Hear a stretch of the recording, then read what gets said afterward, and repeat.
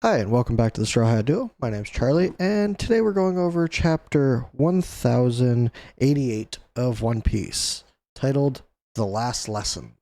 As stated by the title, this is not a great chapter for Garp. I don't think this is the last we'll see of him, but it is not looking great for him. Let's start this chapter off with a flashback.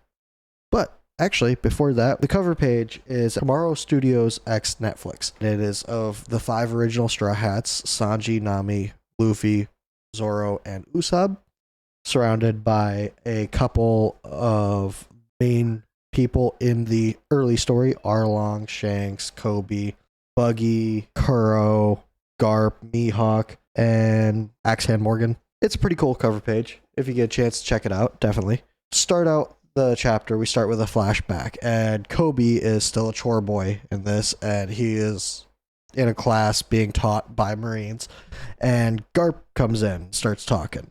He says, lesson 1, an old man and a baby currently riding on a boat that can hold 2 people. What will you do? Who are you going to save? The baby or the old guy? Koby says, I'll get off the boat so both of them can get to safety. Garp throws a bottle at him, hits him right in the head, says, wrong, you fool. You leave the old man because he doesn't have that long to live. The future is what we're protecting, not the past. It comes down to it. You let the young person live and the Marine because they're protecting it. The old guy, he's close to death anyways. Who cares?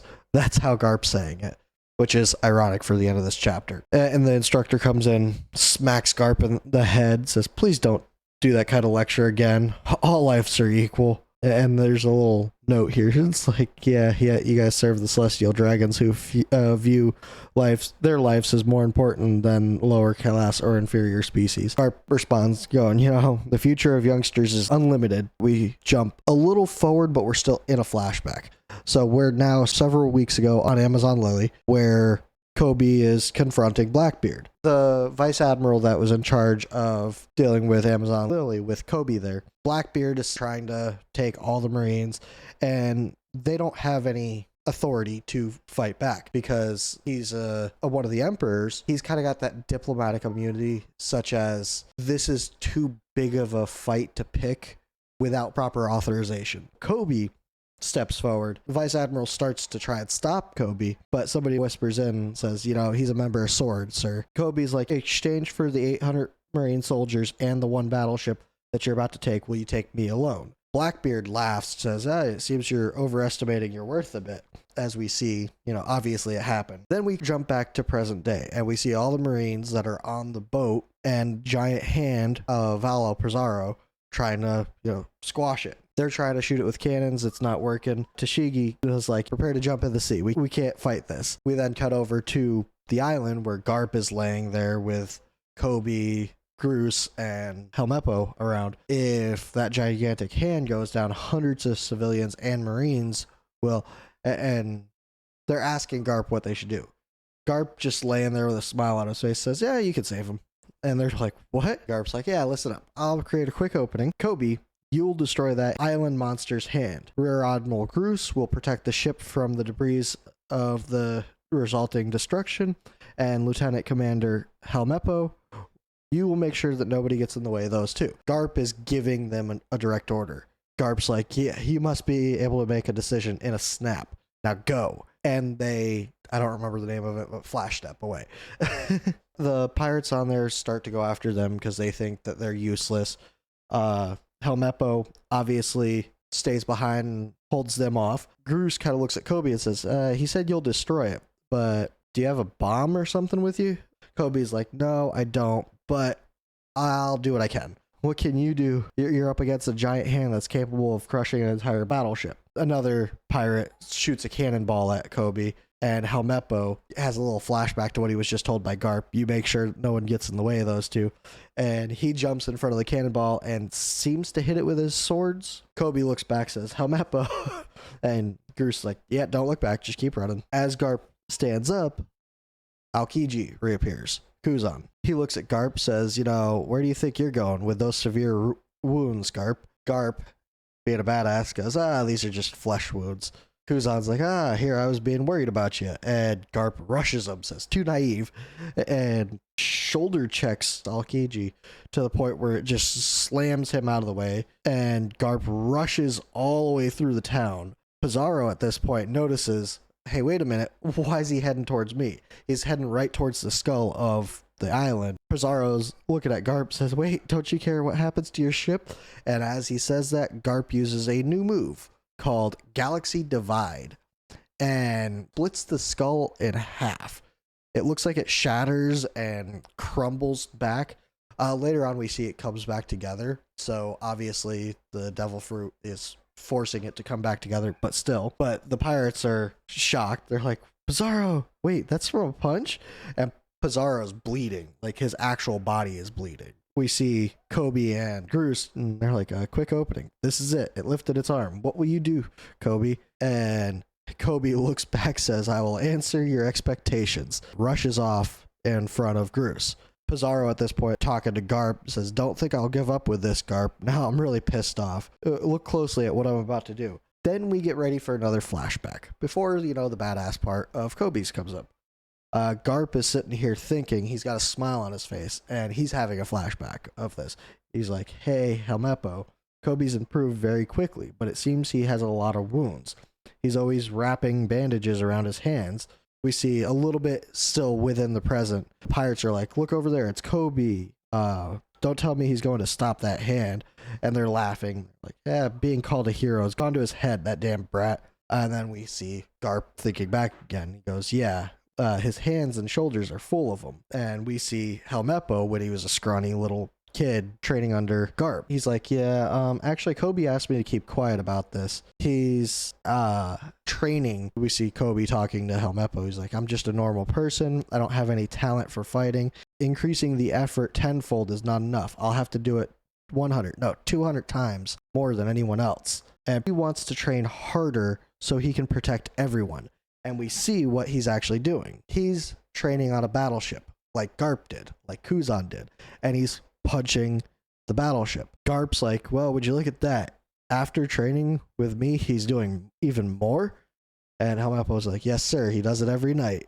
And we see Koby, holding his hand, going, it hurts. He's punching the battleship bag continuously with his blood-soaked hands. And we see Garp with a smile on his face.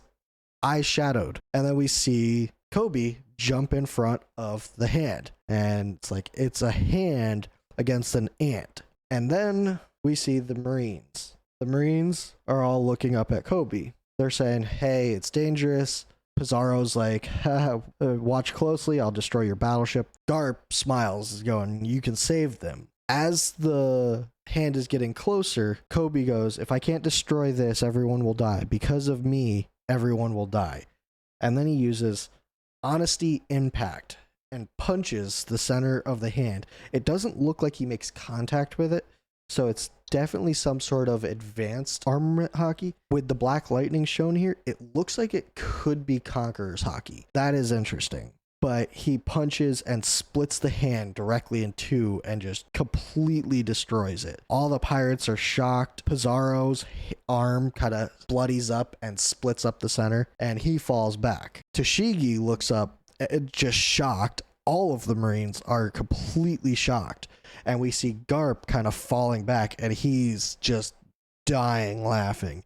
Tears coming out of his eyes, everything. Helmeppo goes, Koby, are you for real? Groose is shocked. He's like, since when did you have this kind of power? And as the debris is falling, he uses Clay Nest to stop the debris from damaging the ship. Helmeppo uses his air step, whatever it's called, to catch Koby and get him back to the ship. They're all celebrating. Yeah, you just destroyed a hand the size of a mountain. Saved us, thank you. Now we just need to get Vice Admiral Garp on board and we'll escape. And then Toshigi gets word over a transponder snail. It says, this is Garp. The mission to save Captain Koby has been accomplished. Toshigi says, yes, sir. Please come back quickly, Vice Admiral Garp. And then Garp says, all of you on the ship, get away from Hachinosu now. I'll do something about myself. The most important thing right now is all of you are safe. Isn't that right? And Koby yells at Groose, turn the ship back around. Garp's like, this event will one day be known as a threat to all pirates. Now go forward. All of you are the future of the Marines. And he hangs up. We see Garp with a icicle straight through his chest, pinned to the ground, but he's being frozen. Now, the way he's being frozen is a lot like Saul, Jaguar D. Saul from Robin's flashback, who in this arc we have just learned is still alive. That's what makes me think that this isn't the end of Garp. I don't think Kuzan has completely betrayed Garp, but he's got to make it so that he's on the Blackbeard's side. I don't know for sure. This could be the end of Garp. And the narrator in the next panel says, in tomorrow's newspaper, the return of the hero, Captain Koby, and the unknown fate of the legendary hero, Vice Admiral Garp, in Hachinosu, and the siege barricade incident at the future island Egghead by Emperor Straw Hat Luffy will be reported to the whole world. Garp's status completely unknown as of when the narrator is stating from this. Garp could be dead. That could be a major blow to Luffy, but he could not be dead. Some good news out of this is, one, Koby got some much needed power-ups. He's actually a relevant threat now. He's not quite on par with Garp, but he's definitely getting the mantle of the Fist passed on to him. So he's the hero and he's the Fist. The two things that Garp was. I wouldn't be surprised if we found out that Koby was a member of the D clan. I don't know how much I like that because Koby doesn't really smile a whole lot, and that's a big showing of the D clan. But the other good thing, we're going back to Egghead. I believe that it's been 9 chapters since last time we saw the Straw Hats. This is, I believe, the longest in One Piece history that we've gone without seeing a single member of the Straw Hats. That's pretty crazy. A single official member of the Straw Hats. Because we did see Vivi not too many chapters ago, and technically she could be considered part of the Straw Hats because she was accepted as a crew member. I'm looking forward to seeing how Egghead is drawn now that Oda has had his surgery. And I want to know what the big event was on Egghead. Does Luffy get defeated by Saturn and Kizaru? Or do they win? Or do they just get away and Kizaru and Saturn buster call Egghead Island and say that Luffy destroyed it? Yeah, let me know what you guys thought about this chapter. Do you think Garp's dead? Do you think he'll be back? What do you think's going to happen with Luffy? And how do you think the next chapter is going to start? Because we have a whole nother week to think about it. Break next week. I'll see you in the next one. Bye.